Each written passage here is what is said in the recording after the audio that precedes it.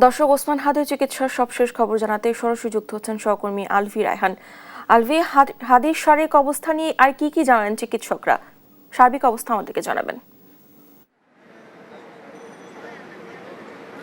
ধন্যবাদ ডানা আপনাকে। আমি এই মুহূর্তে দাঁড়িয়ে আছি রাজধানীর এভার কেয়ার হাসপাতালে, যেখানে কিছুক্ষণ আগে কিন্তু ওসমান হাদিকে নিয়ে তার শারীরিক অবস্থার উপরে ঢাকা মেডিকেলের নিউ সার্জন ডাক্তার আব্দুল আহাদ তিনি আমাদেরকে একটি ব্রিফ করেছেন। সেখানে জানিয়েছেন তার অবস্থা এখনও আশঙ্কাজনক রয়েছে, তার ব্রেনের কন্ডিশন অপরিবর্তিত রয়েছে, অক্সিজেনের মাত্রা কিছুটা বেড়ে গেছে, এজন্য তার অবস্থা এখনও আশঙ্কাজনক রয়েছে। ব্রেনের রক্ত জমাট বেঁধে আছে, তবে কিডনির ফাংশন কিন্তু এখনও কাজ করছে বলে তিনি আমাদেরকে জানিয়েছেন। তিনি আরেকটি ব্যাপার জানিয়েছেন যে তার মাথায় যে গুলি করা হয়েছে, অর্থাৎ বুলেটটি তার মাথার ডান পাশ দিয়ে ঢুকে বাঁ পাশ দিয়ে কিন্তু বের হয়ে গেছে।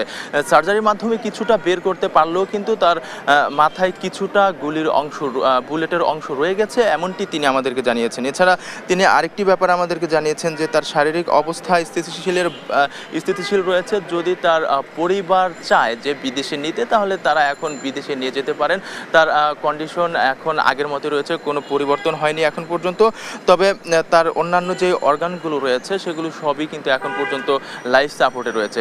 গত শুক্রবার জুমার নামাজের পরেই তার সাথে কিন্তু এমন অনাকাঙ্ক্ষিত ঘটনাটি ঘটেছে এবং প্রথমেই তিনি ঢাকা মেডিকেল কলেজ হাসপাতালে ভর্তি হন। সেখান থেকে উন্নত চিকিৎসার জন্য ঢাকার এভার কেয়ার হাসপাতালে নিয়ে আসা হয়েছে। তারপর থেকে তিনি এখানে চিকিৎসাধীন রয়েছেন। এই ছিল আমার কাছে ঢাকার এভার কেয়ার হাসপাতাল থেকে সর্বশেষ তথ্য।